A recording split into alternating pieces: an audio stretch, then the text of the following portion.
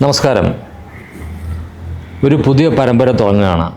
എൻ്റെ സിനിമാ അനുഭവങ്ങൾ. സിനിമാ അനുഭവങ്ങൾ പറയുമ്പോൾ എപ്പോഴും നിങ്ങൾക്കും താല്പര്യമുള്ള എന്തെങ്കിലും പറയുന്നതാവും നല്ലത്. കുറേ അധികം അനുഭവങ്ങളുണ്ട്.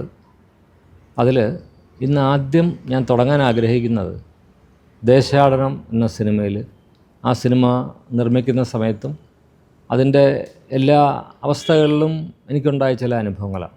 എന്തുകൊണ്ട് ദേശാടനം? എൻ്റെ 10ാമത്തെ സിനിമയാണ് ദേശാടനം.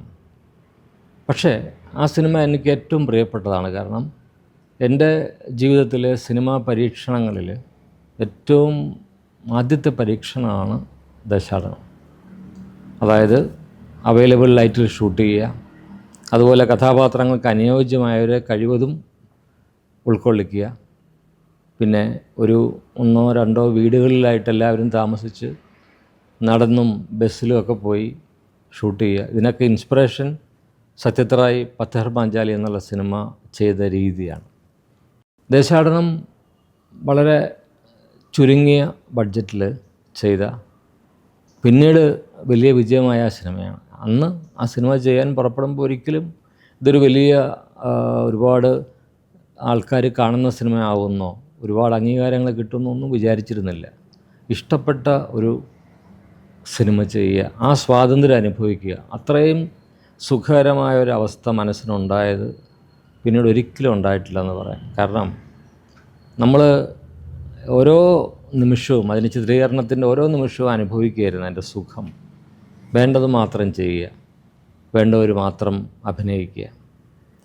ആദ്യമായിട്ട് ഈ കഥ വന്ന ഒരു സന്ദർഭം അത് തന്നെ ആവാം ആദ്യത്തെ അനുഭവം. ഈ പത്രത്തിൻ്റെ ഫ്രണ്ട് പേജിൽ ഒരിക്കൽ കാഞ്ചി കാമകോടി മഠാധിപതിയായി തിരഞ്ഞെടുത്ത ഒരു ബാലൻ്റെ മുഖം, കാഞ്ചി കാമകോടി മഠാധിപതിയായി ജയേന്ദ്ര സരസ്വതികളെ തിരഞ്ഞെടുത്തു എന്ന വാർത്ത എൻ്റെ മനസ്സിലെപ്പോഴോ പതിഞ്ഞിരുന്നു. അതൊരു സിനിമയാണെന്ന് എൻ്റെ മനസ്സിൽ തോന്നിയിരുന്നെന്നും, ഈ കുട്ടിയുടെ ബാല്യം അല്ലെങ്കിൽ ഈ കുട്ടിയുടെ അവനിഷ്ടപ്പെടുന്ന അവൻ്റെ ബന്ധുക്കളും സുഹൃത്തുക്കളും ഒക്കെയുള്ള അവൻ്റെ ബാല്യകാലത്തിൽ അവൻ ഓടിക്കളിക്കേണ്ട പ്രായത്തിൽ ഒരു വലിയ അർത്ഥങ്ങളുള്ള ഒരുപാട് അർത്ഥങ്ങളുള്ള ഏതോ ഒരു ഉയരങ്ങളിലേക്ക് അവൻ അറിയാതെ ഉയർത്തപ്പെടുന്നു. ഇതൊക്കെയായിരുന്നു എൻ്റെ മനസ്സിൽ തോന്നിയത്. പക്ഷേ പിന്നീട് ശ്രീകുമാർ അരീക്കുറ്റി ഒരിക്കൽ എന്നോടൊരു തിരക്കഥ സിനിമയാക്കാൻ വേണ്ടി എൻ്റെ അടുത്ത് വന്നപ്പോൾ അദ്ദേഹം പറഞ്ഞ കഥയ്ക്ക് ഇതിനോട് ചെറിയ സമാന സ്വഭാവം ഉണ്ടായിരുന്നു. പക്ഷേ ഒരു കുട്ടിയുടെ കഥയല്ല, യുവാവായ ഒരു എറണാകുളത്തെവിടെയോ കോളേജിൽ നടന്ന ഒരു സംഭവമാണ്. കോളേജിൽ പഠിക്കുന്ന ഒരു കുട്ടി, അവൻ ഇതുപോലെ സന്യാസ മഠത്തിലേക്ക് അവരോധിക്കപ്പെടുന്നതിൻ്റെ ഒരു കഥയാണ്, ഒരു പ്രണയകഥയാണ് എന്നോട് പറഞ്ഞത്. പക്ഷേ ഞാൻ എൻ്റെ മനസ്സിൽ സൂക്ഷിച്ചത് ആ പിഞ്ചു ബാലൻ്റെ കഥയാണ് മനസ്സിൽ സൂക്ഷിച്ചത്. അങ്ങനെ ദേശാടനത്തിൻ്റെ ഒരു ഏറ്റവും വലിയ അനുഭവം എന്ന് പറയുന്നത് ഈ കഥ വന്ന് ഭവിച്ചതാണ്. മാടമ്പനോട് പറഞ്ഞ്, മാടമ്പന് അത്രേ പറയേണ്ടി വന്നുള്ളൂ, ഈ കുട്ടിയുടെ മുഖം എൻ്റെ മനസ്സിൽ വല്ലാതെ ഹോണ്ട് ചെയ്യുന്നുണ്ട്. അപ്പോൾ എങ്ങനെയാണൊരു കഥാരൂപത്തിൽ അല്ല തിരക്കഥാരൂപത്തിലാക്കുക? അവന് നഷ്ടപ്പെടുന്ന അവൻ്റെ ബാല്യം, അവൻ്റെ ചുറ്റുപാടും, അതൊരുപാട് അർത്ഥങ്ങളുള്ള ഒരു കഥയാവും. മാടമ്പ് എഴുതാനിരിക്കുന്നു. മാടമ്പിൻ്റെ എഴുത്ത് ഭയങ്കര രസകരമായൊരു അന്തരീക്ഷത്തിലാണ്.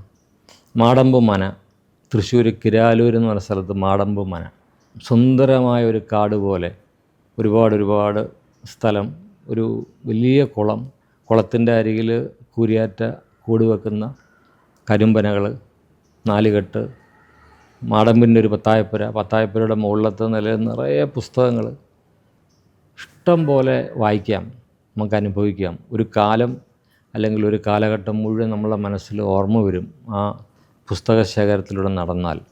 ഒന്നിനൊരു അടുക്കും ചിട്ടയൊന്നുമില്ല, പക്ഷേ ഭയങ്കര രസകരമായ അന്തരീക്ഷമാണ്. ആ പുസ്തകങ്ങളിടയ്ക്ക് കുറേ അധികം ഊന്നുവടികളിങ്ങനെ, മാടമ്പന് ഊന്നുവടികൾ ഭയങ്കര ഇഷ്ടമാണ്. അതിങ്ങനൊരു വലിയ സൂക്ഷിച്ച് വച്ചിരിക്കുന്ന ഒരു ശേഖരം പോലെ. നാട്യശാസ്ത്രം ഉൾപ്പെടെയുള്ള ഒരുപാട് പുസ്തകങ്ങൾ ഇന്ന് നമുക്ക് നഷ്ടമായിക്കൊണ്ടിരിക്കുന്ന അല്ലെങ്കിൽ അന്യമായിക്കൊണ്ടിരിക്കുന്ന പുസ്തകങ്ങളുടെ ശേഖരമൊക്കെയുണ്ട്. അപ്പോൾ ഞങ്ങൾ എഴുതാനിരിക്കുന്നത് ഈ പുസ്തകങ്ങളുടെ ഇടയിലാണ്. ഞാൻ അവിടെ ഒരു ചെറിയൊരു കട്ടിൽ പോലെയുള്ള ഒരു ബെഞ്ച് അതിലാണ് കിടക്കുന്നത്.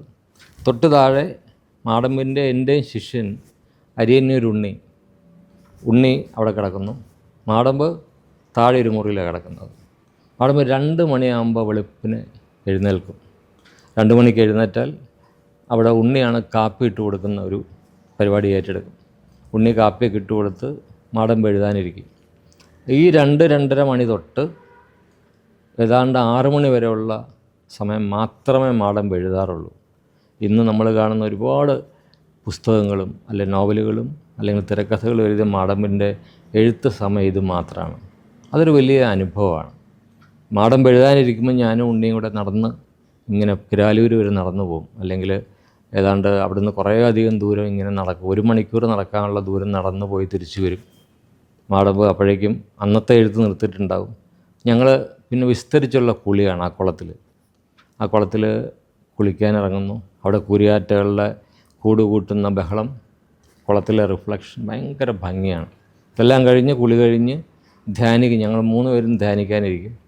അത് കഴിഞ്ഞ് അവിടുന്ന് പ്രാതലും കഴിഞ്ഞ് പിന്നെ മാടമ്പ് എനിക്ക് പറയണമെന്നുണ്ട് മാടമ്പിനോട് എന്തെങ്കിലും എഴുതിയാലോ. മാടമ്പ് പിന്നെ സുഹൃത്തുക്കൾ വരാനോ അല്ലെങ്കിൽ ആരെങ്കിലും അതിഥികൾ വരാൻ വേണ്ടി കാത്തിരിക്കുകയാണ്. കാരണം എങ്ങനെ ഉഴപ്പാം എന്നുള്ളതാണ് മാടമ്പിൻ്റെ ആഗ്രഹം.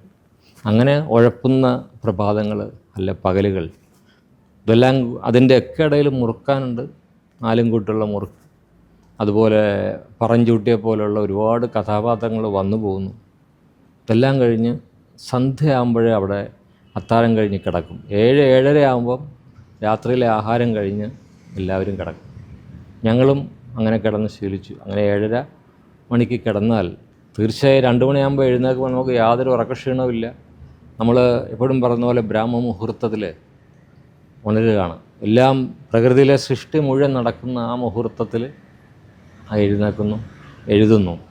അങ്ങനെ കുറേ ദിവസങ്ങൾ കഴിഞ്ഞ് ഞാൻ ഉണ്ണിയോട് ചോദിച്ചു, ഉണ്ണി മാടമ്പ് പോലെ എഴുതുന്നുണ്ടോ? ഇങ്ങനെ നമ്മൾ എഴുന്നേറ്റു കുളിച്ചു പോവുകയാണ്. എഴുതുമായിരിക്കും, എഴുതുന്നുണ്ടാവും എന്നൊക്കെ പറഞ്ഞു.